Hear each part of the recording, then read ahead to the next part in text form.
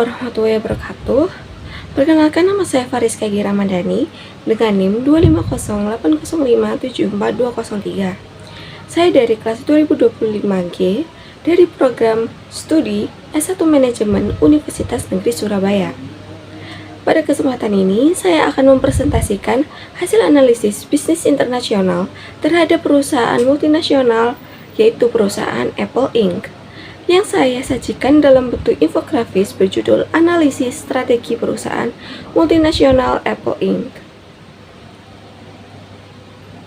Yang pertama, yaitu profil perusahaan.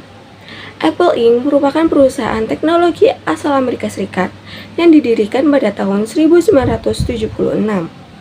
Perusahaan ini beroperasi di lebih dari 150 negara dengan jumlah karyawan lebih dari 164.000 orang.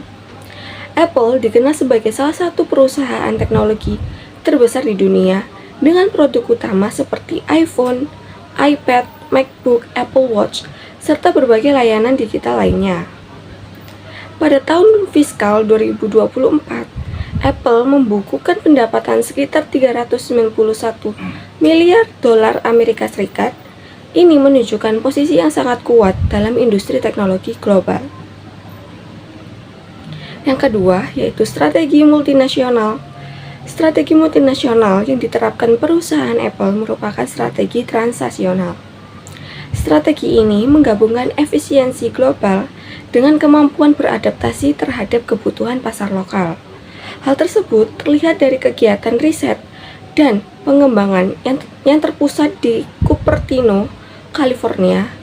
Sementara proses produksi dilakukan melalui jaringan mitra global seperti Foxconn dan TSMC. Di sisi lain, Apple juga menyesuaikan harga, layanan, dan beberapa kebijakan pemasaran sesuai kondisi masing-masing negara. Dengan strategi ini, Apple dapat menjaga standar kualitas global sekaligus tetap relevan di pasar lokal. Selanjutnya, strategi produksi internasional. Dalam strategi produksinya, Apple menerapkan kombinasi outsourcing dan integrasi vertikal.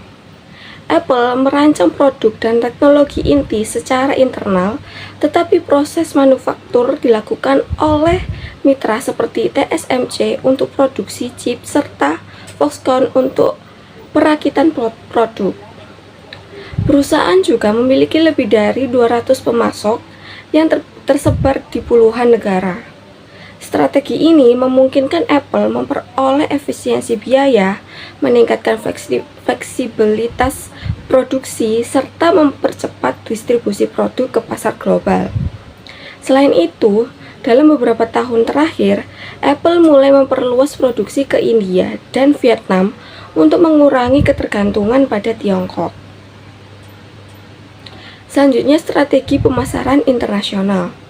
Dalam pemasaran internasional, Apple menggunakan pendekatan standarisasi global dengan adaptasi lokal. Secara global, Apple mempertahankan identitas merek yang konsisten melalui desain produk, kualitas premium, dan fokus pada inovasi. Namun, perusahaan tetap melakukan penyesuaian pada harga, bahasa aplikasi, metode pembayaran, dan konten layanan sesuai karakteristik masing-masing negara.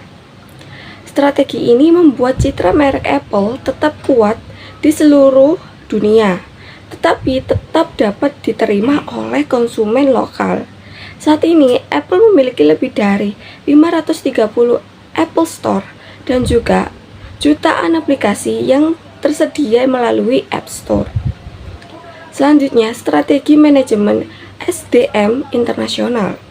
Dalam pengelolaan sumber daya manusia internasional, Apple menggunakan pendekatan geocentric staffing.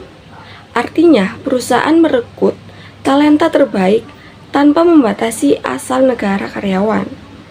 Apple juga menyediakan pelatihan lintas budaya, program pengembangan kepemimpinan, serta dukungan bagi karyawan yang ditempatkan di negara lain. Selain itu, sistem kompensasi yang kompetitif dan pemberian saham perusahaan menjadi salah satu Cara Apple mempertahankan karyawan berkualitas tinggi. Strategi ini membantu Apple membangun tenaga kerja global yang kompeten dan inovatif. Selanjutnya, strategi manajemen keuangan internasional. Dalam aspek keuangan internasional, Apple memiliki sistem pengelolaan risiko yang cukup kuat. Sekitar 96% ekspor valuta asing perusahaan dilindungi melalui strategi hedging menggunakan kontrak keuangan. Apple juga menerapkan transfer pricing pada operasi internasionalnya untuk meningkatkan efisiensi pengelolaan pajak dan keuangan global. Dengan arus kas bebas yang mencapai sekitar 100 miliar dolar per tahun, kondisi keuangan Apple tergolong sangat stabil dan mampu mendukung ekspansi bisnis internasional. Risiko politik dan strategi negosiasi. Sebagai perusahaan global, Apple menghadapi berbagai risiko politik internasional. Salah satu risiko utama adalah ketegangan perdagangan antara Amerika Serikat dan Tiongkok yang dapat memengaruhi biaya produksi dan rantai pasok. Selain itu, ketegangan geopolitik di Taiwan juga berpotensi mengganggu pasokan chip dari TSMC. Apple juga menghadapi berbagai regulasi baru di Eropa terkait privasi data, pajak digital, dan persaingan usaha. Untuk mengatasi risiko tersebut, Apple melakukan diversifikasi lokasi produksi ke India dan Vietnam, pemerintah dan regulator di berbagai negara. Demonstrasi fungsi manajemen POAC atau POAC. Selanjutnya, analisis Apple dapat dilihat melalui 4 fungsi manajemen atau POAC atau POAC. Yang pertama, planning.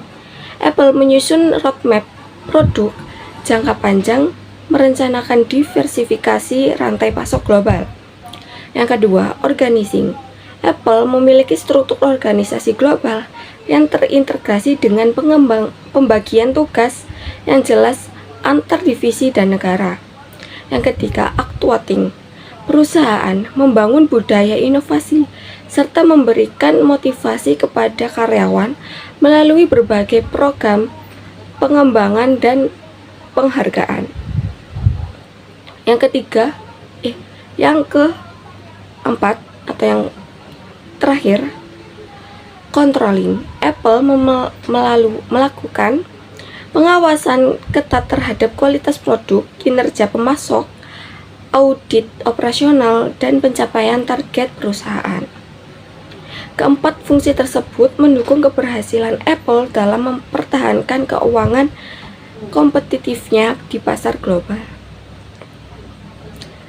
Berdasarkan hasil analisis, dapat saya simpulkan bahwa Apple merupakan perusahaan multinasional yang berhasil menerapkan strategi transaksional secara efektif.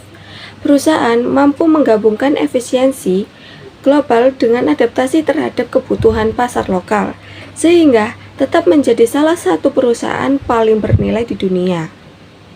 Adapun beberapa rekomendasi strategis yang dapat diberikan adalah: yang pertama, mempercepat diversifikasi produksi ke India dan Vietnam untuk mengurangi ketergantungan terhadap Tiongkok.